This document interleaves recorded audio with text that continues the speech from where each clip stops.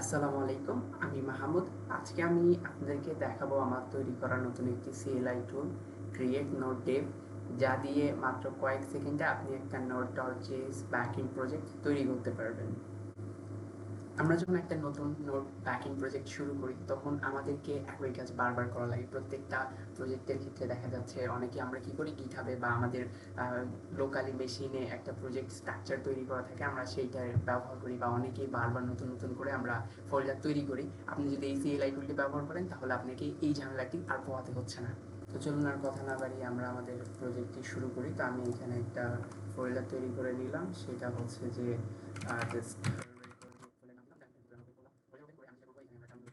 Terminal open করার পর আমরা যেটা করব সেটা হচ্ছে আমাদের খুবই সিম্পল, জাস্ট হচ্ছে npx create minus minus tech দিয়ে রান করে দিলে আমাদের প্যাকেজটি এখানে কনফিগার হতে শুরু হবে।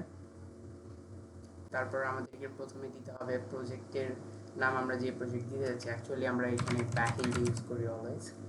ব্যাকএন্ড আমরা এখানে সোর্স ফোল্ডার চাচ্ছি কিনা, এখানে সোর্স ফোল্ডার বলতে বোঝানো হচ্ছে আপনি ব্যাকএন্ডের ভিতরে আপনার সরাসরি প্যাকেজ জেসন থাকবে, সার্ভার থাকবে, এবং সোর্স ফোল্ডারের ভিতরে কন্ট্রোলার থাকবে, রাউটস থাকবে। আর আপনি যদি সোর্স ফোল্ডার না নেন তাহলে সেইটা ডিরেক্টলি ব্যাকএন্ড ফোল্ডারের ভিতরে থাকবে। আর এটা হচ্ছে আপনার মেইন ফাইল নেম।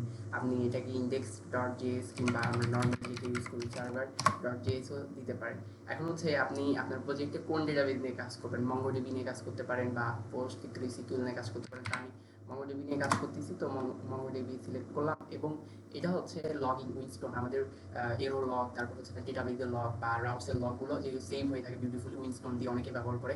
প্রোডাকশন ক্ষেত্রে এটা ব্যবহার হয়, আপনি চাইলে এটাকে নাও নিতে পারেন। দিয়ে তারপরে এখানে আমাদের এই যে directory package dot Jason create হয়েছে, সার্ভার ক্রিয়েট হয়েছে, ডেটাবেস কনফিগার হয়েছে, আপনার আমরা হচ্ছে লগ নিয়ে নিয়ে স্কিপ হয়েছে, মিডল ওয়্যার ক্রিয়েট হয়েছে, রাউটস, তারপরে কন্ট্রোলার মডেলস ক্রিয়েট হয়ে আছে, ডট ইএনপি এবং গিট ইগনোর। এছাড়া এর ভিতরে কোর্স পলিসিও আগে থেকেই কনফিগার হয়ে থাকে কোড। আমাদের এখন হচ্ছে ডিপেন্ডেন্সি যেগুলো আছে প্যাকেজ এনপিএম সেগুলো ইনস্টল হচ্ছে, একটু সময় লাগবে। আমরা এটা ইনস্টল হতে একটু সময় দিব, এটা বেশি সময় নেয়নি, খুব দ্রুতই এখানে ইনস্টল হয়ে গেছে। আমরা যদি এখন ফোল্ডারের ভিতরে দেখি তাহলে এখানে একটা ব্যাকএন্ড ফোল্ডার রয়েছে, এর ভিতরে আমাদের সার্ভার ডট জেএস রয়েছে, package log, package dot JSON, git ignore, ENV, util services, routes, node models, middleware, controller config রয়েছে। আমরা যেহেতু সোর্স ফোল্ডার নেইনি সেহেতু এটা আমাদের ব্যাকএন্ড ফোল্ডারের ভিতরে সবগুলোকে কনফিগার করতে হবে। আমরা যদি সোর্স ফোল্ডার নিতাম তাহলে এখানে একটা সোর্স ফোল্ডার থাকতো আর এই সবগুলোই সোর্স ফোল্ডারের ভিতরে থাকতো। তো চলুন আমরা এখন এটা ভিএস কোড ওপেন করে দেখি। তো আমাদের এই যে ব্যাকএন্ড ফোল্ডার, এর ভিতরে সার্ভার ডট জেএস এর ভিতরে কিছু কোড লেখা আগে থেকেই ছিল, যেমন হচ্ছে আপনার সার্ভারটাকে রান করা হয়েছে, রেট লিমিট ইউজ করা হয়েছে, এখানে কর্স, এছাড়া এক্সপ্রেস সার্ভার ক্রিয়েট করা আছে। এখানে বেসিক একটা রাউটস ক্রিয়েট করা থাকবে যেটা হচ্ছে আপনার অথেন্টিকেশনের জন্য এবং ইউজার্সের জন্য। এছাড়া আপনার হচ্ছে যে আমরা রাউটসের ভিতরে দেখি অথ ইউজার মডেলসের ভিতরে ইউজার ডট জেএস, এটা আপনি যদি এখানে পোস্ট ভিসিকুয়াল ইউজ করতেন পিএস যেটা, তাহলে এখানে সেটাই কনফিগার হয়ে থাকতো। এছাড়া আমরা দেখতে পাচ্ছি কন্ট্রোলার আছে, কনফিগের ভিতরে আমাদের ডেটাবেসটাকে এ করা রয়েছে। এই যে ডট ইএনভির ভিতরে আমাদের যে এনভায়রনমেন্টাল ভেরিয়েবলস সেখানে কনফিগার করা থাকবে আগে থেকেই।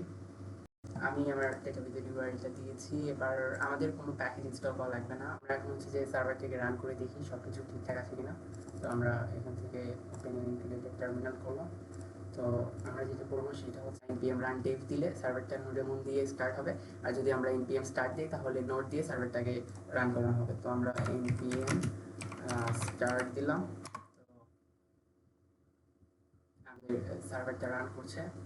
আমরা দেখতে পাচ্ছি যে আমাদের 3000 পোর্টে এই যে এখানে পোর্ট অ্যাকচুয়ালি বলে দেওয়া আছে।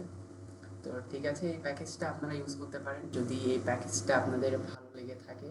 তো আপনি চাইলে এই প্যাকেজটা আপনার কমিউনিটি বা আপনার যে কোনো ফেসবুক প্রোফাইল অথবা লিঙ্কডইন প্রোফাইল বা ডেভ কমিউনিটি প্রোফাইল থেকে শেয়ার দিতে পারেন।